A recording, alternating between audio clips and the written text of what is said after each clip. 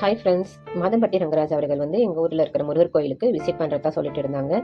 சரி நாமளும் போய் சாமியை கும்பிட்டு அப்படியே அவரை பார்த்துட்டு வருவோமேன்னு போயிருந்தோம். போயிட்டு சாமியெல்லாம் கும்பிட்டோம். கரெக்டாக அவர் சொன்ன டைமில் அங்கே வந்திருந்தாங்க.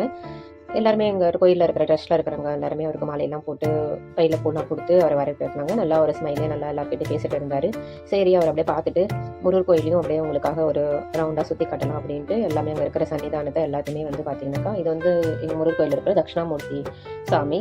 இங்கே ஃபுல்லாமே நம்ம தமிழ்நாடு மாதிரி தான் இருக்கும். எங்கள் ஊரில் இது கொஞ்சம் பெரிய கோவில் தான் இது. இது பார்த்தீங்கன்னா முருகருடைய என்ட்ரன்ஸ் இது.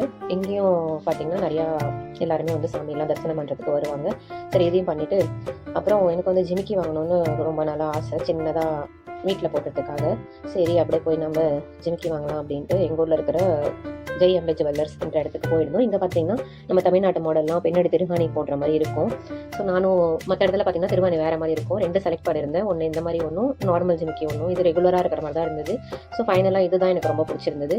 இதை தான் ஃபைனல் பண்ணிவிட்டு வாங்கிட்டு இன்றைக்கி டுடே சண்டேவை நாங்கள் முடிச்சிட்டோம். Okay bye.